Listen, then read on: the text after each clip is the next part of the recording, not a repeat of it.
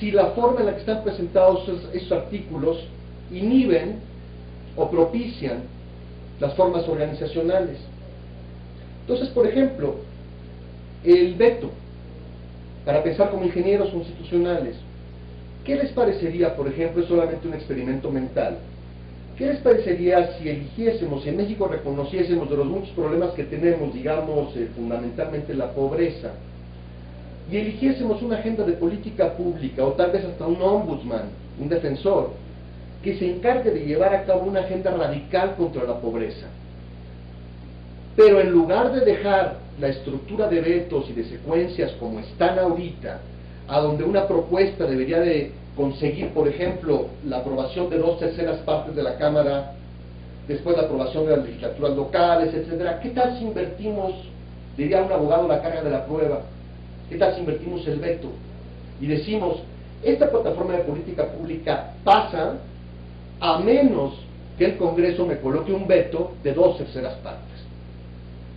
Entonces, que el costo organizacional esté del lado de los conservadores, que ellos sean los que bloqueen al ombudsman de la justicia, por ejemplo, en este caso de la pobreza, y se dan cuenta cómo al alterar una pequeña tuerca, nada más decir, pasamos de este lado la secuencia del veto, cambiaría por completo el juego. Entonces se podría hablar de reformas preaprobadas que deben ser vetadas, detenidas por el Congreso, en lugar de que un diputado con una propuesta independiente tenga que recabar un segundo voto, un tercer voto de su partido, una alianza, la otra, para que la propuesta pase. O sea, habría que pensar que hay temas prioritarios y regímenes de excepción a donde tal vez sería inteligente alterar esa secuencia. Esto evitaría, por ejemplo, rompería el bloqueo que detuvo durante los últimos 10 años, sobre todo en el gobierno de Fox, las transformaciones, porque había un atorón en el Congreso. Entonces, lo que tenemos que pensar los teóricos constitucionales es cómo desatorar la maquinaria, por ejemplo, en ese caso. Entonces, aquí los conceptos que trato de introducir son secuencias, vetos, formación de mayorías, contrapesos de poder, diseño institucional, equivalente funcional, ese tipo de pensamiento, con la intención, reiterando, de que teoría constitucional sirva para pensar, para razonar, para utilizar la maquinaria constitucional, y no que sea una compilación de ideas acerca de la teoría constitucional. El séptimo principio diría que el derecho constitucional, como principal estructura reguladora del poder público,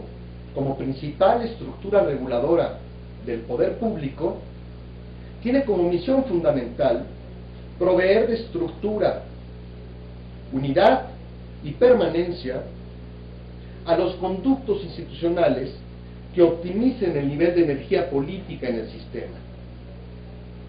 Otra vez, el derecho constitucional, como principal estructura reguladora del poder público, tiene tres misiones: estructura, unidad y permanencia a los conductos institucionales que optimizan el nivel de energía política en el sistema. Esta séptima definición empata con la primera. La primera dice, plena gobernabilidad democrática implica que todos los factores reales de poder tengan conductos de expresión institucional. Bueno, la tradición que está atrás de esta propuesta es la tradición del movimiento crítico convocado por Roberto Mangabeira Unger, Duncan Kennedy, David Rode, John Rawls, etcétera, en la Universidad de Harvard en los años 60, 70. Yo creo que es muy importante rescatar este tipo de enfoques para lo que estamos viviendo hoy en México. Y quisiera cerrar con una analogía simple para dejar unos minutos a la conversación. Y la analogía es, creo que útil, otra vez es una analogía de ingeniería, y creo que esto va a dejar claro más o menos cuál es la situación que estamos viviendo hoy y por qué, en mi opinión, la teoría constitucional debe ser vista como una herramienta para mover la ley que regula el poder, que es el derecho constitucional. Bueno, imaginemos que la energía política es agua y las instituciones son conductos, tuberías. ¿Nos sirve de mucho tener una gran tubería con muy poca agua? O sea, grandes instituciones sin energía política. No. Ahora, ¿nos serviría tener grandes caudales de agua que revienten o desborden las tuberías? O sea, un alto nivel de movilización sin institucionalización.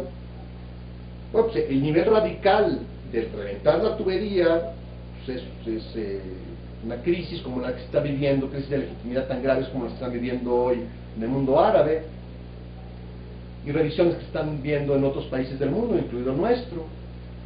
Entonces yo espero que este enfoque sea útil, porque el reto que tenemos los constitucionalistas y los teóricos es generar, crear, innovar las instituciones que nos permitan proveer de legitimidad, de efectividad al sistema jurídico-político. Entonces no basta con conocer la estructura como está y apuntalarla y cambiarle unas bujías al auto. Tal vez haya que imaginar pues otro tipo de estructura para enfrentar las circunstancias que hoy se viven. Aquí, y con esto cierro, tal vez por ejemplo haya que empezar a pensar con mucha seriedad en ir sustituyendo gradualmente los esquemas de democracia representativa que están en general muy desgastados en el planeta. La democracia representativa pues son los diputados, los senadores, los partidos políticos, etcétera. Tal vez habría que abrir otros conductos para la expresión de sociedad civil, por ejemplo, pues vía medios electrónicos, lo que estamos haciendo ahora, por ejemplo, ¿no? Entonces, lo importante no está solamente en que funcionen bien las estructuras que existen, sino también en crear las que hagan falta, de tal manera que tengamos al mismo tiempo un alto nivel de energía, un alto nivel de poder en esa sociedad, con suficiente estabilidad, funcionalidad, permanencia, unidad, que es lo que le dan las estructuras institucionales. Espero que este ejercicio de teoría sea lo suficientemente riguroso y estimulante para saber que los enfoques que debemos tener en las clases teóricas en nuestra facultad, en mi opinión, deben derivar mucho más hacia este tipo de enfoques y alejarse moderada, cuidadosamente, del enfoque tradicional de la historia de las ideas.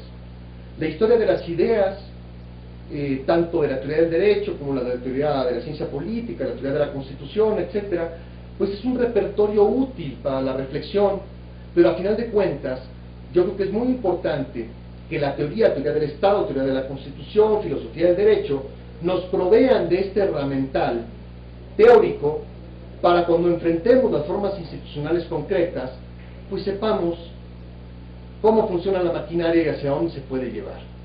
Creo que eso es fundamental, y pues cierro con una frase de Alvin Toffler en un libro que se llama La Tercera Ola, que dice que apresados entre dos ciclos generacionales, esta generación en el mundo se ve obligada a crear. No tengo que decir a los mexicanos que o reinventamos el país en los próximos minutos, o las conversaciones que tendremos sobre la Constitución pues serán mucho menos académicas y mucho más agobiantes. Entonces espero que sea útil y espero que tengan ustedes el estímulo para pasar a través de la historia de las ideas de la teoría constitucional al verdadero dominio de los conceptos que permita la utilización de este herramental teórico para el manejo del derecho que regula la libertad y el poder.